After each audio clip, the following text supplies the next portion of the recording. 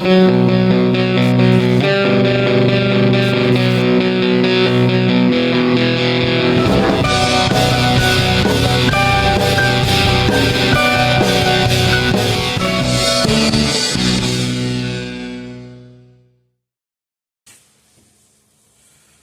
capítulo 5 del libro de Gálatas. Seguimos con la ordenanza del apóstol Pablo, que es vivir en el Espíritu. Por eso el título de este mensaje se llama Viviendo en el Espíritu. Viviendo en el Espíritu. ¿Para qué? Para luchar y enfrentar lo que son las obras de la carne. Bien, las obras de la carne. Viviendo en el Espíritu. Gálatas, capítulo 5, del versículo 16 al 21. Vamos a leer allí. ¿Lo tienen, hermanos? Sí. Bueno, un segundo acá que voy a acomodar esto.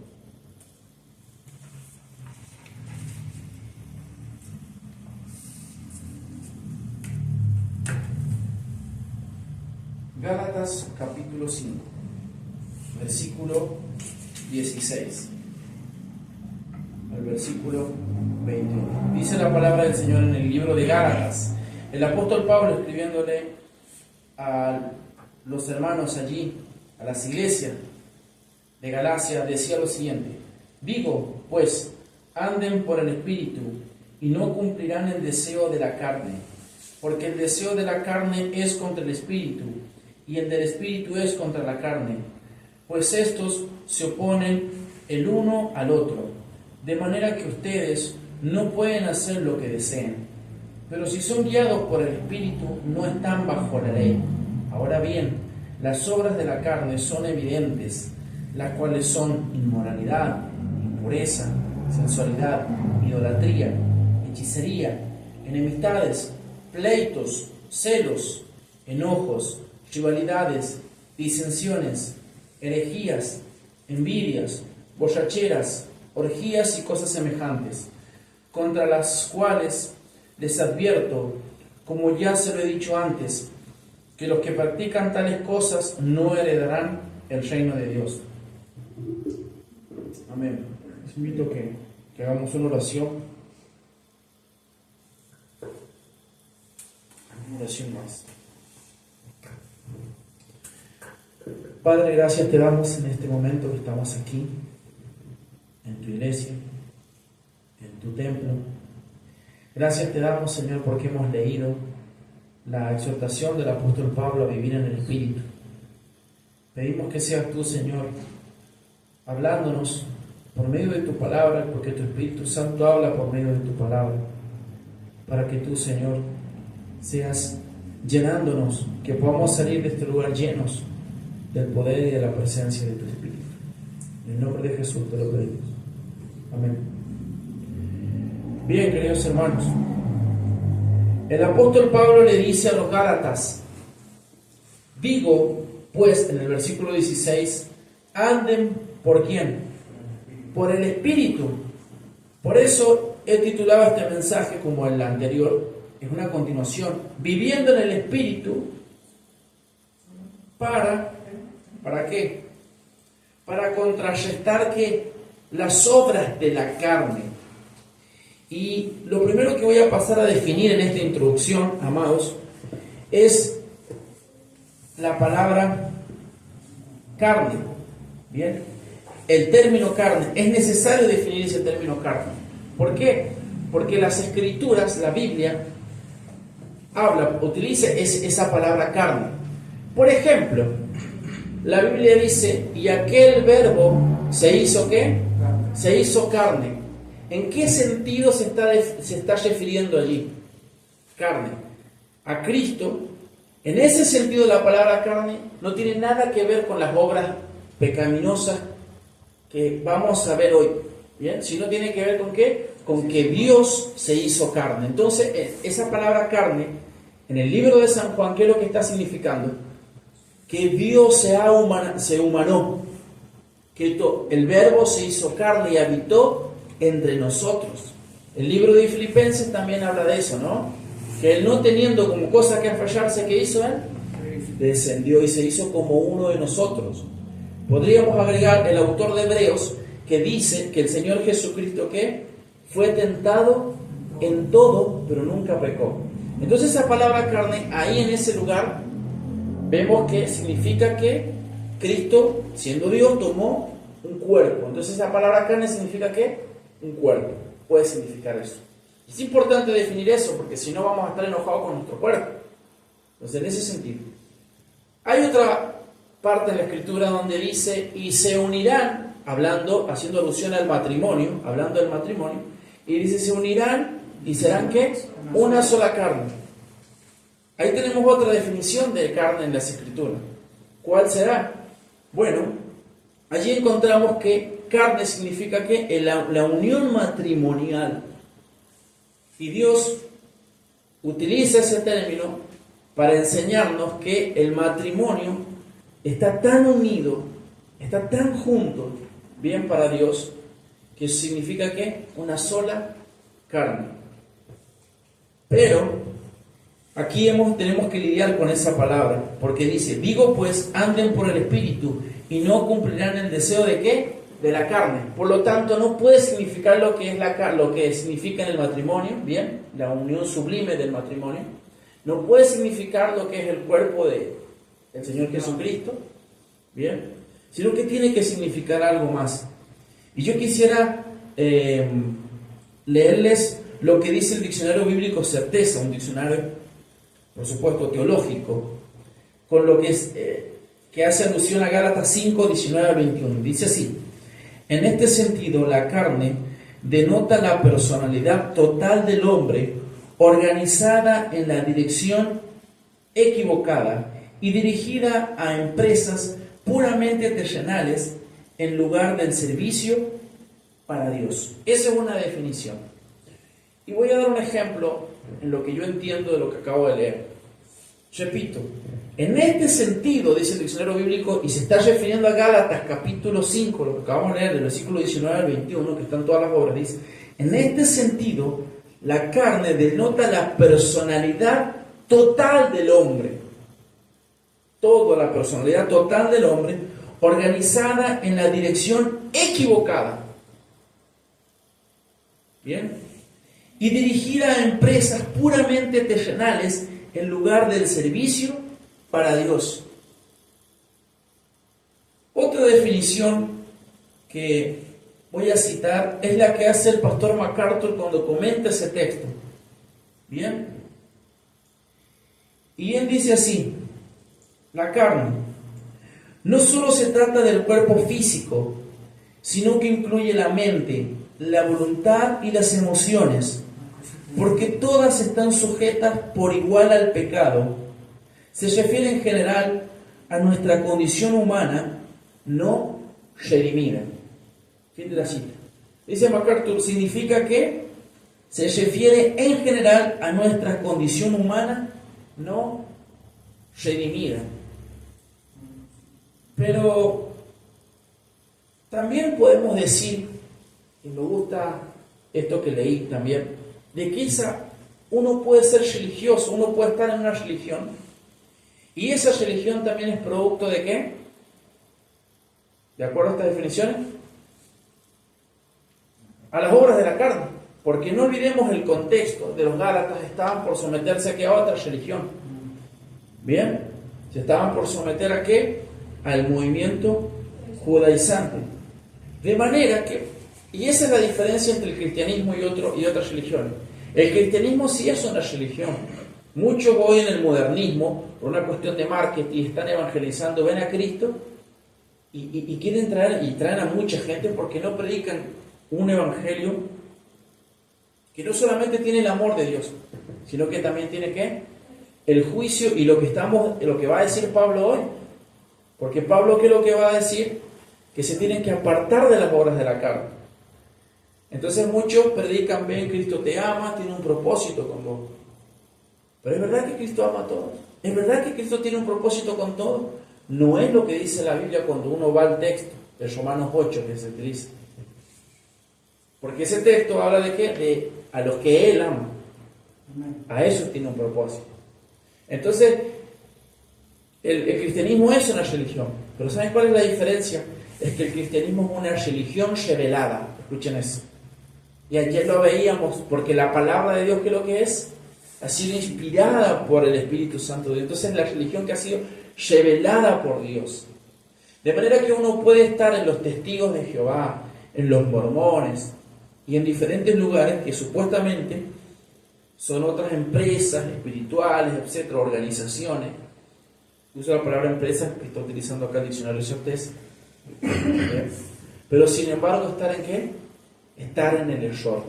Y eso también significa las obras de la carne. Por más que uno vea que ellos usan la Biblia y todo eso, que ustedes vean. Sin embargo, siguen estando en qué? La religión también es parte de las obras de qué? De las obras de la carne. Y por eso es que los judaizantes querían ¿qué? Querían circuncidar.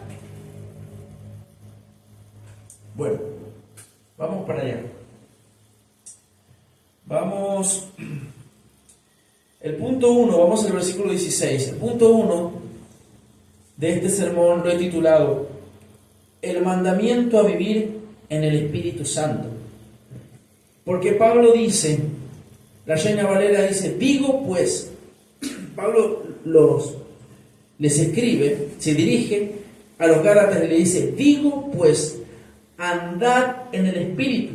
¿Eso qué es lo que es? No dice Pablo, bueno, por si se acuerda, anden en el Espíritu, o quizás o tal vez anden en el Espíritu. ¿Eso qué es lo que es? Es un mandamiento, también se puede decir es un imperativo. ¿Qué significa eso? Que tenés que, no es algo opcional, es que lo que es una orden, es obligatorio. Es más, ser lleno del Espíritu Santo, ¿cómo lo presenta Pablo? Como un imperativo a los efesios. ¿Qué es lo que le dice? Sed llenos. No le dicen, bueno, traten de buscar la llenura. No. Sed llenos. Por eso es muy importante entender que todos los cristianos tienen el Espíritu Santo. Y eso tiene que quedar muy claro en nuestro ambiente. ¿Bien? Porque sabemos que hay diferentes, los hermanos pentecostales o diferentes ramas del movimiento carismático pentecostal que sostienen que uno tiene que buscar la llenura. ¿Bien? Y esa llenura no va a venir si no hay si no está el bautismo. Pero Pablo dice, sed lleno, ¿es por qué? Porque todos los cristianos tienen el Espíritu Santo. Y eso lo vamos a ver ahora. Por ejemplo, vamos a Romanos 8, versículo 9. Romanos, capítulo 8, versículo 9. Dice así, Romanos capítulo 8, versículo 9 dice, sin embargo, ustedes no están en la carne, sino en el Espíritu, si en verdad el Espíritu de Dios habita en ustedes. Pero si alguien no tiene el Espíritu de Cristo, el tal no es ¿de qué? De Él. ¿Y por qué pasamos a definir esto? Porque si no es en vano que el apóstol Pablo diga, bueno, busquen del Espíritu Santo si no lo tienen. Es en vano que yo esté acá diciendo, bueno, busquen el Espíritu, no, y no lo tienen. Y el cristiano no lo tiene. Entonces quiero dejar en claro que todos los cristianos tienen ¿qué? El Espíritu Santo. Por eso Pablo les está diciendo, sin embargo, ustedes no están en la carne, sino ¿dónde? En el Espíritu. Y ustedes pueden vivir en el Espíritu. Es una contradicción decir o decir, Señor, dame amor. No sé si es una contradicción, pero digamos es no pensar bien lo que Dios nos ha dado. Señor, dame amor. Romanos 5 dice de que Dios ya nos ha derramado su amor para con nosotros. Entonces lo que tenemos que hacer es ¿qué? Echarle mano. Yo puedo amar al prójimo. Yo veo a aquel que le falta una zapatilla. ¿Qué es lo que voy a hacer? Voy a darle una zapatilla. Estoy poniendo ejemplos. Yo veo a aquel que le falta algo. Y la Biblia dice, mayor bien tenemos que tener ¿con quién? Con los cristianos. Acuérdense que la vez pasada también vimos eso, ¿no? Como Pablo exhortaba al amor. Entonces, volviendo aquí, Romanos 8, El Espíritu Santo está en nosotros, el amor está en nosotros. Lo que tenemos que hacer es ¿qué? Es echarle mano. Por eso ayer hablábamos y les compartía de que la fe es un don de Dios, está en nosotros, pero ahora ¿qué tenemos que hacer? Ejercer. Por eso Pablo les está diciendo, vivan en el Espíritu, vivan en el Espíritu. Veamos otro pasaje más de 1 Corintios capítulo 6. Romanos, pasamos allá a Corintios. 1 Corintios capítulo 6, versículo 19 y 20. 1 Corintios capítulo 6, versículo 19 dice: ¿O no saben que su cuerpo es templo del Espíritu Santo que está en ustedes, el cual tienen de Dios, y que ustedes no se pertenecen a sí mismos? Porque han sido comprados por un precio. Por tanto, glorifiquen a Dios en su cuerpo y en su espíritu, los cuales son de Dios. 1 Corintios capítulo 6, versículos 19 y 20 acabo de leer. Allí Pablo da a entender que todos los cristianos ahora que tienen el Espíritu, y que el Espíritu reside ¿dónde? En nuestro cuerpo. ¿Lo ven? Veamos un pasaje más en 1 Corintios capítulo 12, unos versículos más allá. 1 Corintios capítulo 12, versículo 13. ¿Qué dice allí? 1 Corintios capítulo 12, versículo 13. Podemos leer el 12 si quieren. Dice: porque así como el cuerpo es uno y tiene muchos miembros, pero todos los miembros del cuerpo, aunque son muchos, constituyen un solo cuerpo, así también es Cristo. Miren el 13. Pues por un mismo espíritu todos fuimos bautizados en un solo cuerpo, ya judíos o griegos, ya esclavos o libres. A todos se nos dio a beber ¿de qué? Del mismo espíritu. Bien.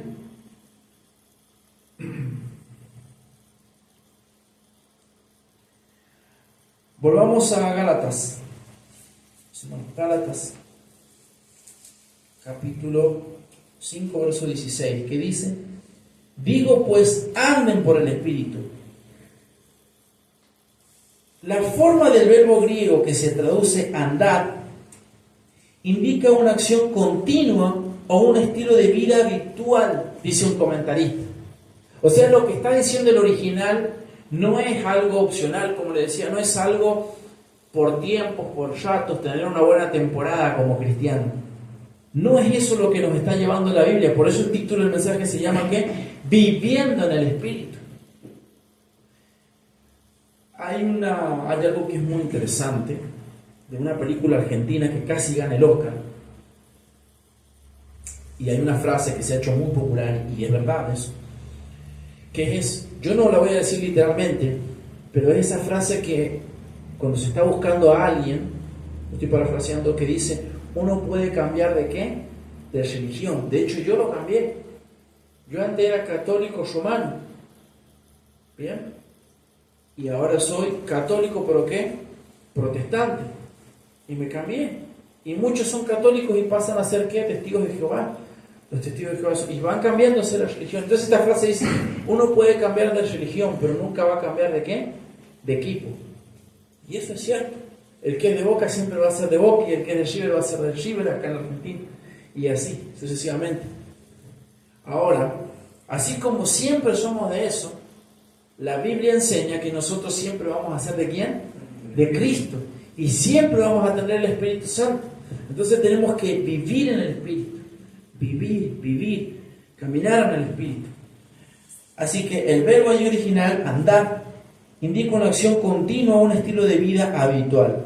Andar también implica progreso, pues a medida que el creyente se somete al control del Espíritu y en obediencia responde a los mandatos básicos de las Escrituras, crece en su vida espiritual.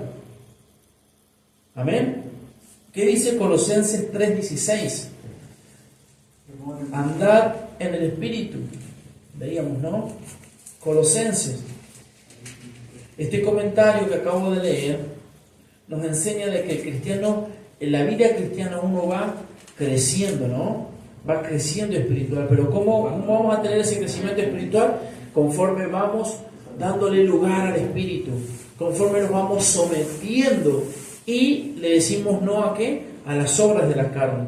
Colosenses capítulo 3, versículo 16 dice que la palabra de Cristo habite en abundancia en ustedes, con toda sabiduría, enseñándose y amonestándose unos a otros con salmos, himnos y canciones espirituales, cantando a Dios con acción de gracias en sus corazones. Gloria a Dios. Entonces lo que estaba diciendo Pablo, volvamos otra vez a Gálatas, lo que les está diciendo el apóstol Pablo a ellos y nos dice a nosotros por implicación y aplicado a nuestro tiempo, digo pues, versículo 16, anden por el Espíritu. Ya dije que todos los cristianos, les di los textos bíblicos, tienen el Espíritu Santo. Anden, y cité un comentarista que sostiene que el original griego andar, que lo que es un continuo vivir. Voy a amar al prójimo. La vez pasada vimos quién era el prójimo. La palabra, prójimo, ¿qué significa? El más cercano, el próximo. No solo Cristo nos enseñó no solamente a amar a los que están con nosotros, sino a aquellos que tampoco disienten o son nuestros enemigos, y orar por los que nos persiguen. Entonces, dice la Reina Valera, digo pues, andad en el Espíritu, un continuo vivir. Oramos. ¿Para qué? Bueno, para matar esas obras de ¿qué? De la carne. Bien, sigamos. Y no satisfagáis los deseos de ¿qué? De la carne. Bien. Bueno, vamos al punto 2 de este sermón. Número 2, he titulado el punto 2 como el deseo de la carne versus el del espíritu. El deseo de la carne versus ¿cuál? El del espíritu. El cristiano es una persona que tiene esa lucha, y lo vamos a ver ahora en este apartado. Antes de venir a Cristo, ustedes no tenían esa lucha. Podrían experimentar remordimiento. De ahí va a tener mucho que ver el entorno que ustedes se hayan nacido. Por ejemplo, si su entorno es moral, con bases cristianas, porque todo el mundo, por lo menos el mundo occidental, está influenciado ¿por qué? Por el cristianismo. Y todo va a depender de, y si es oriental, y si en lo que es el musulmán o hindú, budista, dependiendo del lugar que estén. Bien, pero va a depender de la religión que ustedes tengan. Ya dije que la religión no hay ningún problema. Santiago capítulo 1, versículo 27, que dice, la religión verdadera, ¿cuál es? Amar. ¿A quién? A los pobres, bien, a la viuda. Y el cristianismo es la religión revelada. ¿Por qué? Porque las escrituras son la palabra de Dios inspirada. Todo lo demás son obras de la carne, como dije anteriormente. Ahora, el deseo de la carne versus el del espíritu. ¿Qué dice el verso 17? Versículo 17 de Gálatas 5 dice, porque el deseo de la carne es contra el espíritu, y el del espíritu es contra la carne, pues estos se oponen el uno al otro. Ven, hay una guerra. Y estaba diciendo de que antes de venir al cristianismo, ustedes vivían, es más, tenían pensamientos como estos, por ejemplo. Número 1, pensaban que Dios les debía algo a ustedes. Si eran católicos, no digo que todos lo hagan, pero algunos iban a misa y le decían a Dios, me debes algo, Dios, porque estoy acá en la misa. Iban a pedirle algo a Dios y a reclamarle algo a Dios. No dije todos, algunos, por lo menos yo era así. Si iba a la misa, ¿era para qué? Porque Dios me debe algo y me lo tiene que dar. Entonces pensábamos que Dios era nuestro amigo. Otros llegan a la blasfemia cuando dicen es el flaco o el barba, cosa que es mucho peor todavía, ¿no? Y andábamos para allá y medíamos la santidad de Dios y la gloria de Dios, nos comparábamos con otros. Pero no es así como las Escrituras nos presentan. De manera que ese no es el Dios que bíblico, es el Dios que nosotros tenemos, es el Dios de la religión, pero no es el Dios de las Escrituras. Bueno, terminemos con el versículo. Decía, de manera que ustedes no pueden hacer lo que deseen. Versículo 18. Pero si son guiados por el Espíritu, no están bajo la ley. Quiero que leamos un poco la lucha que hay en Romanos capítulo 7. Vamos a ver la lucha que tiene el cristiano. Muchos han dicho que en el capítulo 7 el apóstol Pablo está hablando de alguien que no es cristiano. Pero por supuesto que eso no lo vamos a sostener nosotros, porque eso no es verdad. Es un cristiano, al contrario, que ahora lucha ¿con quién? Lucha con el pecado. Vamos a leer Romanos capítulo 7, el versículo 14 al versículo 25, un par de versículos allí. Dice así, Romanos capítulo 7, versículo 14. Esta es una porción extraordinaria que hace el apóstol Pablo, y dice así: porque sabemos que la ley es espiritual. ¿Por qué Pablo dice que la ley es espiritual, la ley de Cristo? Porque habla con la verdad, viene del cielo. Exactamente, porque viene del cielo y el espíritu de la ley. ¿Qué es lo que nos dice la ley? No desees a nadie, no odies a nadie. Viene del cielo. Acuérdense que la ley, que hemos dicho, el cristianismo es la religión revelada. ¿De quién? De Dios, inspirada por Dios. ¿Saben? Hoy escuchaba algo, es fuerte lo que voy a decir, pero un hermano, Winston Medina, que está trabajando con nosotros, yo voy a tener más, ya les voy a dar más información. Es un hermano de Venezuela, algo les conté allá. Él, un poquito de su testimonio. Winston se estaba preparando para ser cura, y las monjas a él le decían: Martín Lutero es un hereje, él lo que quiso es matar al Papa, y por eso sacó libros de la Biblia, y ese hereje, hijo del diablo, que se quedó con 66 libros, porque ese es el número del diablo, no tienen que escucharlo, decían las monjas. Él contaba, porque eso se decía cuando él estudiaba para cura, porque ese lo quiso matar al Papa, y el Papa lo excomulgó y se quedó con 66 libros, y se enojó con el Papa porque él se quería casar con Catalina, con una monja, y ese era el concepto que él tenía, y estaba estudiando para ser cura, pero renunció ahí. Winston Medina es un erudito, hoy es un protestante reformado. Cristian está en el grupo que era hermano.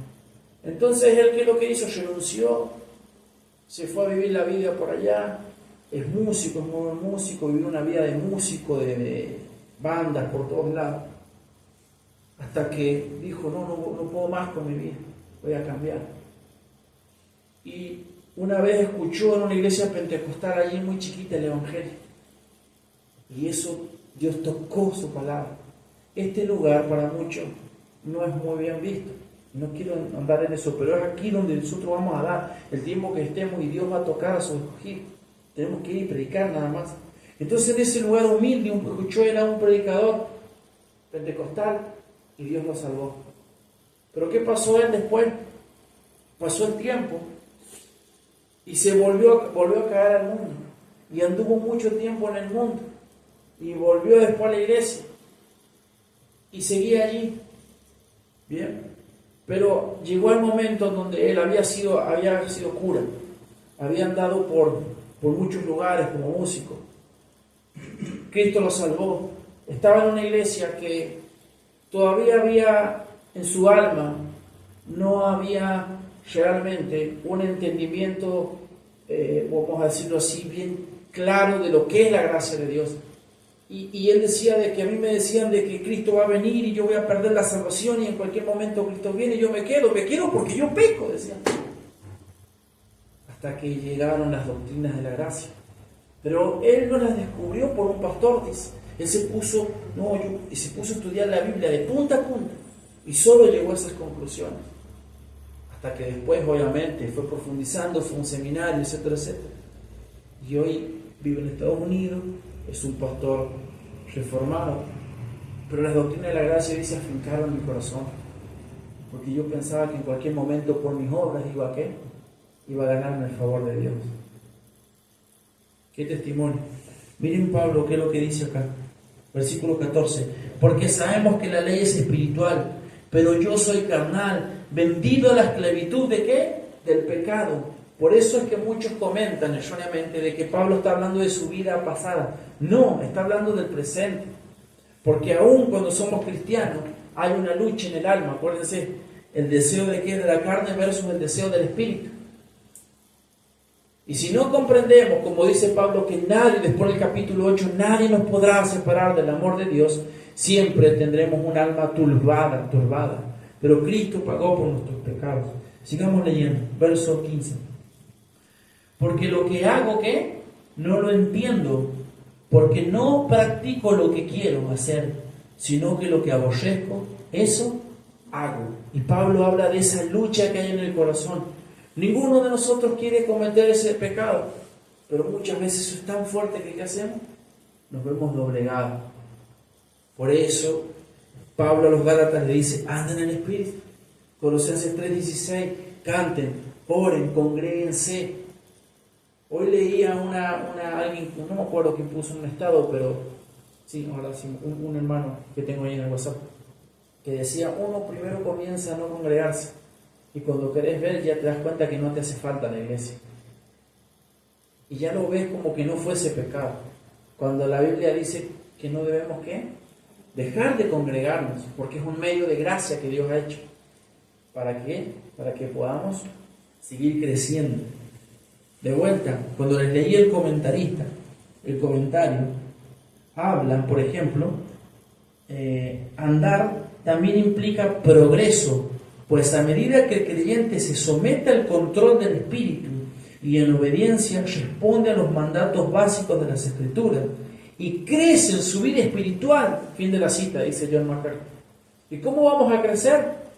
Estando en comunidad, yendo a los congresos, participando en la iglesia, sirviendo, por supuesto teniendo intimidad con Dios en la oración, la lectura bíblica.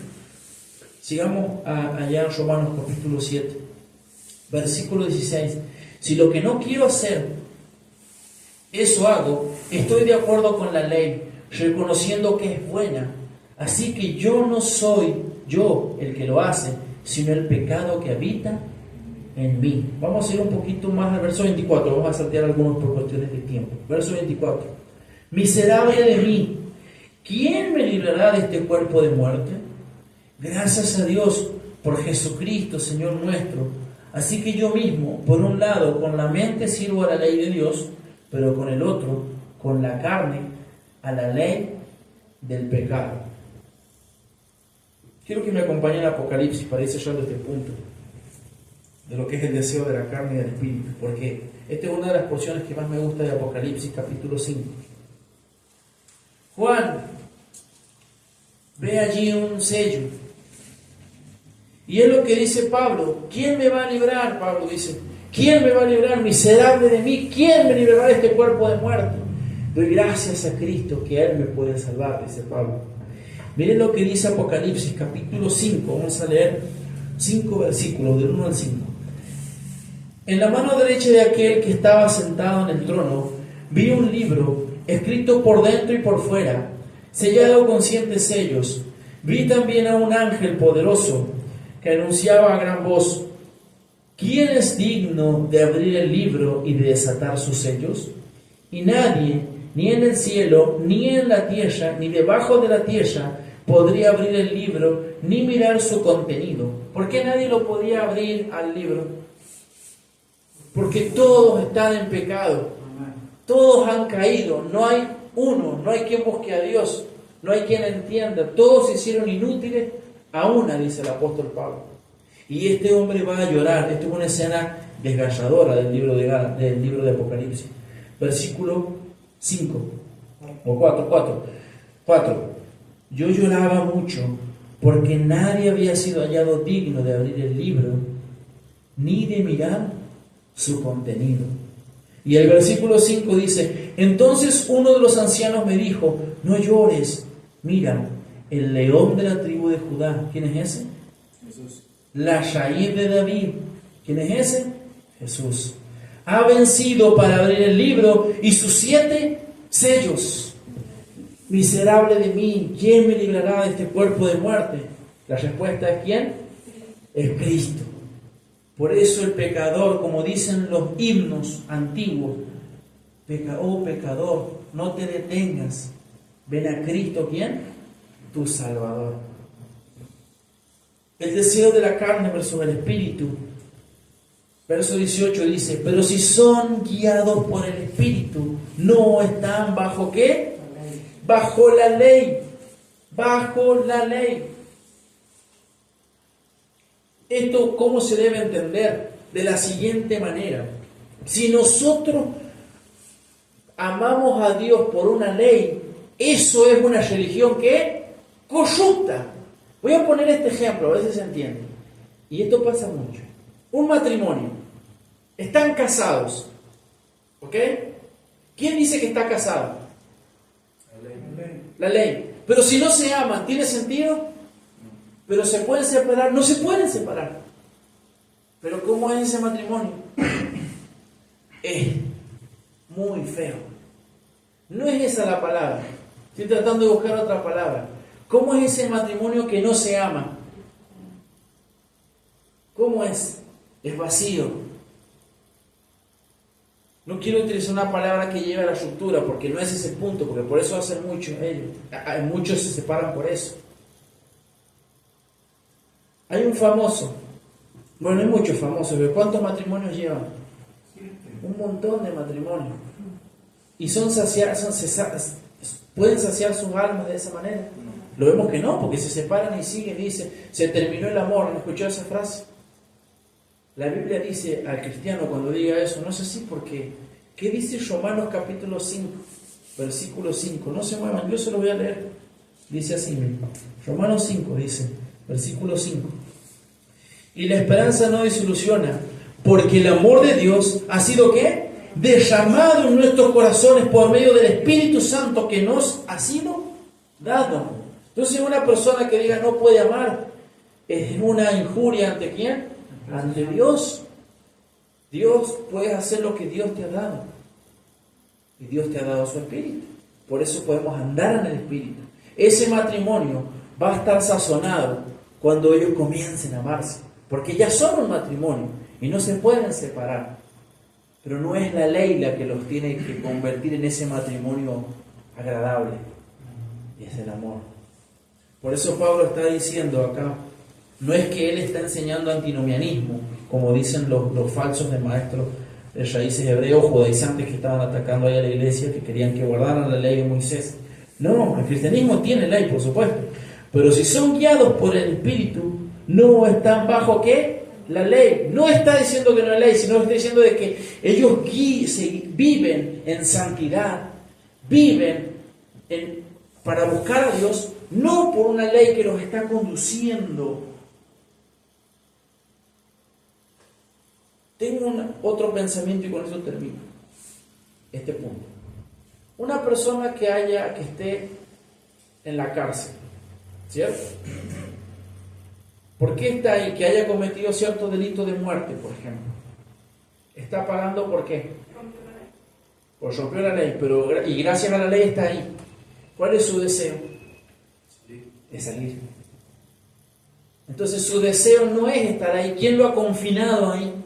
La ley. ¿Y qué dice Pablo a los Gálatas cuando estuvimos viendo en el capítulo 3? Estábamos presos, estábamos confinados contra la ley.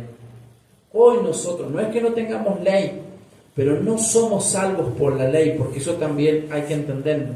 Que aquí cuando leemos Gálatas tiene un sentido soteriológico, que los judaizantes quieren enseñarnos que por la ley vamos a ser ¿qué? Salvos.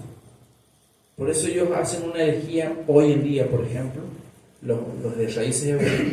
Hay una herejía que ellos dicen es Cristo es la Torá es Cristo. Es una herejía, porque están diciendo que la Torá, que encima de que ya la Torá, ya no estamos bajo la Torá, están diciendo que la Torá es ¿qué? Es eterno, para justificarse ellos. Están diciendo aquello es eterno, y después en el cielo vamos a seguir con la ley y todas esas cosas. Es una herejía.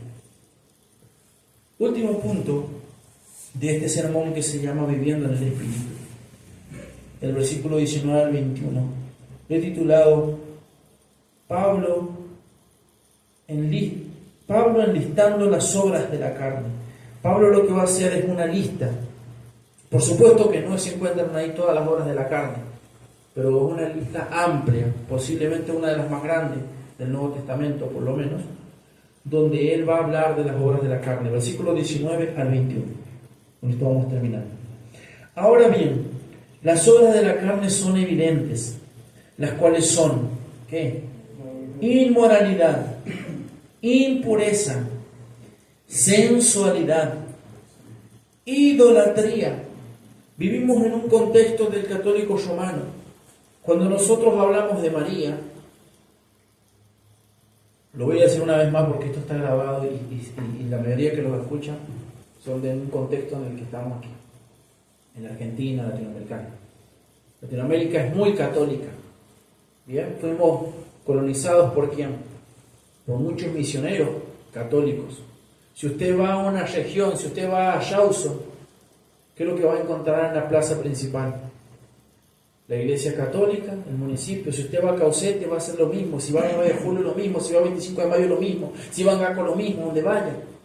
La iglesia católica romana desde allá de Roma, ¿sabían ustedes que ha puesto una iglesia ahí? Y nuestro país es católico romano. Entonces nosotros no estamos en contra de María, estamos en contra de la idolatría de los yesos, estamos en contra de la idolatría de ¿qué? De San Pedro, de San Pablo y todo lo demás, aunque ellos son santos, sí, pero nosotros no los adoramos.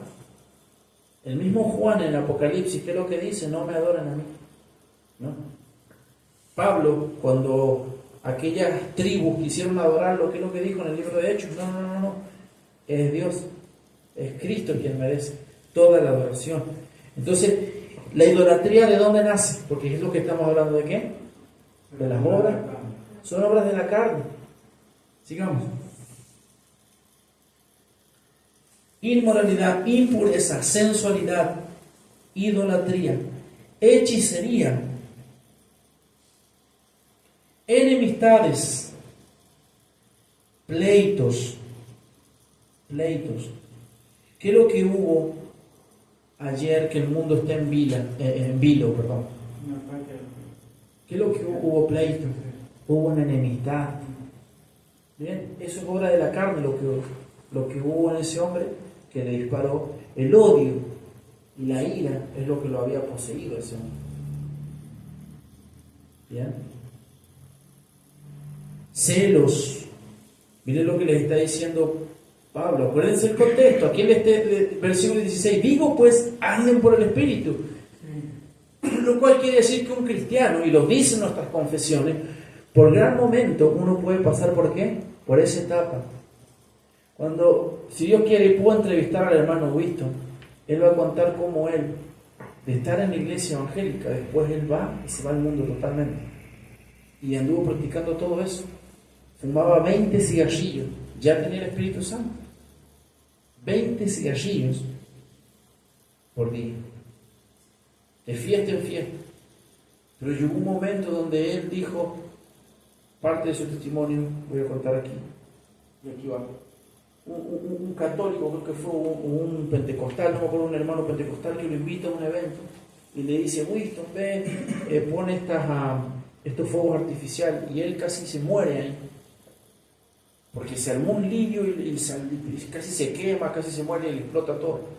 Y en el momento él llega así, creo que en las playas de Venezuela, él llega y dice, no, tengo que volver a Cristo, no puedo seguir con esta vida.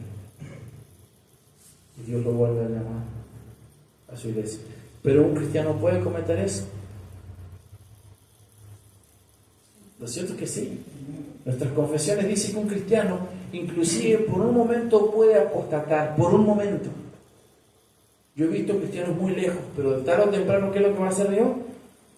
Lo va a traer como el hijo pródigo, lo va a traer. Bien. Entonces Pablo les está diciendo porque ellos pueden caer en esas obras de la carne. Porque nosotros no estamos exentos, al menos que vivamos ¿qué? En el Espíritu. Al menos que cultivemos una vida de oración, una vida de ¿qué? Una vida de amor al prójimo. Practiquemos la fe. Sigamos. Celos. ¿Acaso nosotros no somos celosos? ¿Acaso nosotros no nos enojamos? Por supuesto que sí. Rivalidades, disensiones. Acuérdense que Pablo les decía, no sea que se coman unos a otros, le dice. Se consuman, otras versiones dicen. Herejías, envidias, borracheras, orgías y cosas semejantes, contra las cuales les advierto, como ya se lo he dicho antes, que los que practican tales cosas no heredarán ¿qué? El reino de Dios. El reino de Dios. Es interesante destacar esta parte, este comentario final, que sí es verdad que bajo la tradición reformada un cristiano no puede vivir en continuo pecado así. Si hay un cristiano que se la pasa todo el tiempo viviendo así, el tal está engañado. Y es como ese hombre en el progreso del peregrino, que al final golpea la puerta. Es como las vírgenes de Mateo 25, que es lo que dicen, Señor, ábreme. ¿Y qué les dirá el Señor?